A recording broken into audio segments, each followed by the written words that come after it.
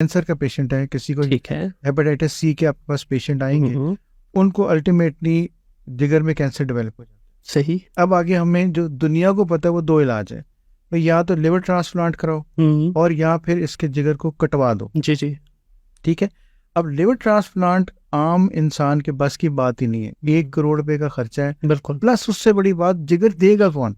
हाँ ठीक है। और जब जो जिगर देगा उसकी सारी जिंदगी पे ठीक नहीं गुजरती। ऐसे ही है। हम क्या करते हैं, हम उसको एमआरआई पे डायग्नोज करते हैं, फिर हम उसकी एंजियोग्राफी करके पिन पॉइंट करते हैं कैंसर के साइज को, फिर हम एक प्रोसीजर करते हैं एंजियोग्राफी के जरिए उस कैंसर के अंदर जाके उस कैंसर को ब्लॉक कर देते हैं, उसकी खून की नालियां बंद कर देते हैं। ये टोटल आधे घंटे का प्रोसीजर है। 1 या 2 घंटे पेशेंट को रेस्ट कराते हैं, उसके बाद घर भेज देते हैं। अच्छा। That's it. और कोई बेहोशी नहीं, किसी किस्म का कोई एनेस्थीसिया नहीं? कुछ नहीं। इसके अलावा और देखिए पेनफुल है ये? कोई अच्छा, पेन पेनफुल ऐसी भी नहीं। है। ठीक है। कैंसर का मरीज ट्रीट हो रहा है 1.5 घंटे के अंदर, अब उसको घर भेज रहे हैं। फिर देखिए हम स्ट्रोक मैनेज करते हैं। स्ट्रोक कहते हैं फालिज को। जी। जिस बंदे को फालिज हो गया, दिमाग के अंदर कोई क्लॉट फंस गया, अब ये इमेजिन करें कि वो सारी उम्र के लिए बंदा माजूर हो गया, जी। वो जो कमा रहा था वो खत्म हो गया, प्लस जो खर्चे होने शुरू हो गए, घर में एक डिप्रेशन का माहौल आ गया। बिल्कुल। हमारे पास अगर बंदा एक आ जाता है तो हम लिटरली उस क्लॉट को ब्रेन में जाके निकाल देते हैं। अच्छा। इन 20 मिनट्स प्रोसीजर, और बंदा ऐसे उठ के कपड़े झाड़ के घर चला जाएगा जैसे उसको कुछ हुआ ही नहीं था। इसको हम मैकेनिकल थ्रोम्बेक्टमी कहते हैं। This is possible and being done in Pakistan and in Lahore.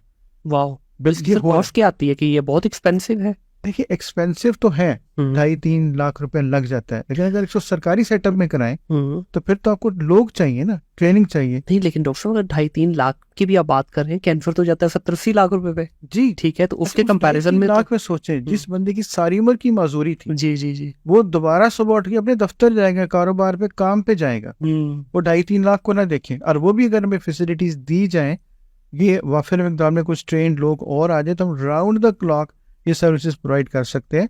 इसी को हम इंटरवेंशनल रेडियोलॉजी कहते हैं। तो सर ये अगर इतनी, ये तो मैजिकल चीज आप बता रहे हैं जादू है। हाँ, और भी बताता हूँ। जी जी बिल्कुल। इसके अलावा एक औरतों में फाइब्रॉइड्स होते हैं जी, जिनको रसौलियाँ कहते हैं। हाँ जी। अब आमतौर के ऊपर अगर ये ट्रीट दवाइयों से ना हो तो अगला इलाज इसका ऑपरेशन, या ऑपरेशन के 2 हल, या तो बच्चेदानी ही निकाल दो, ना कुछ रहेगा, ना कोई ब्लीडिंग होगी, ना मसला होगा, या इतना बड़ा ऑपरेशन कर दो कि माँ बेचारी, औरत बेचारी किसी काम के काबिल नहीं रहती।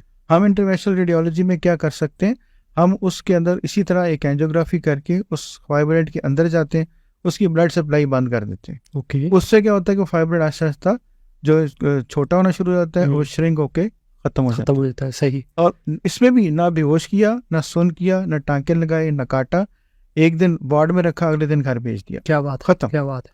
तीसरी चीज, आपका हर घर में शुगर के मरीज हैं। बिल्कुल। एंड क्या होता है, शुगर के मरीजों के पाँव सुन होने शुरू हो जाते हैं जी। उसके बाद अंगूठा काला होना शुरू हो जाता है, फिर उसका या पहले अंगूठा काटते हैं, फिर पाँव काटते हैं, फिर टांग काटते हैं।